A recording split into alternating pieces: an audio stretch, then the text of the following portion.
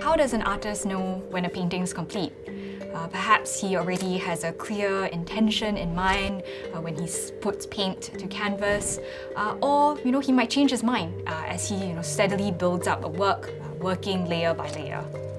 Cheong Soo Pieng is a fascinating figure through which we can start to ask some of these questions and think very deeply about the process of painting.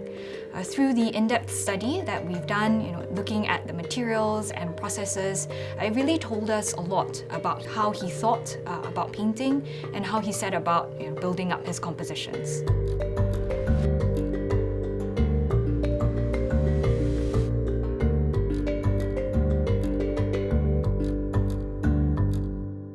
Cheong would often begin his works through sketches, either from life or from his imagination, working with materials such as watercolour and pencil on paper. Cheong would take these sketches with him into his studio, where he would transfer them onto his choice of support in the form of painted outlines. These would later be concealed by the successive layers of paint that he would use to complete the composition. Young Girl presents an interesting case study where Cheong actually reconsidered the compositional format of his painting.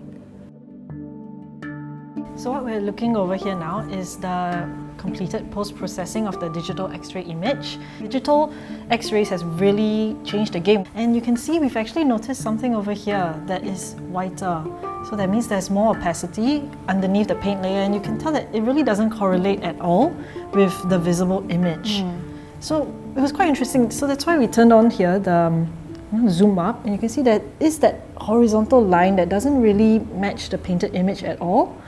So it was really good having that X-ray, and there must be a painting underneath. Yeah, I can actually see that it's likely to be actually a portrait or the same composition, but actually from a totally different orientation. Like maybe in portrait mode. Yeah. Cass, could you flip that and we can... Oh yeah, it is true. So because this is actually painted on wood, so it's likely that the artist must have reused it and reworked his composition during the painting process.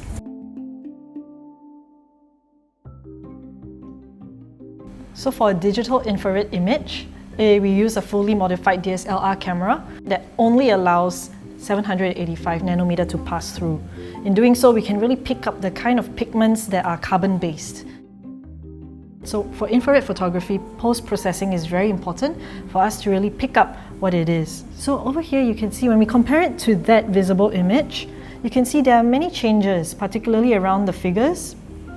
Some of them have had faces, some of them had the legs higher, and there was also two horizontal lines that cut across the above that you no longer see in the painted image. So what actually that tells us is that those were the pentimenti that the artist used under drawings, that he must have changed his mind throughout the painting process. It's probably most natural to think of a painting as complete the moment when an artist decides to sign and date it. But a fascinating painting from our study actually challenges this basic understanding. So right now we're actually looking at the X-ray image of a painting that is dated 1952 to 64. And it's incredible looking at this image because the X-ray image actually coheres extremely closely to the archival image of the artwork that we found, which dates the painting to 1953. And it's not just the background of the paintings that are so different.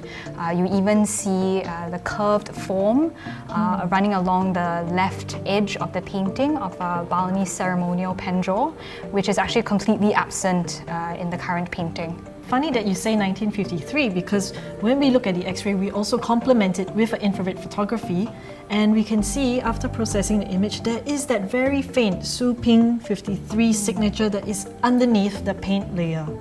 So that's quite interesting when it talks about 1953. Yeah, because I think all the data together really tells us the story very definitively, that the two sort of versions of the painting, 1953 and then later on 52 to 64, were actually indeed the same painting, the same canvas that Soo Pieng reworked over a period of time. So even as the data from our study really illuminated the evolution of the painting over time, Cheong's motivations for making this choice were a bit more difficult to pin down. Nevertheless, that Cheong chose to reimagine rather than replicate this composition is significant. The studies that we've done using technical images really gives us a unique opportunity to almost unfurl Cheong's process in time, and it perhaps suggests that the work of art is a constant state of evolution. It's never really complete, even though we might think that it is.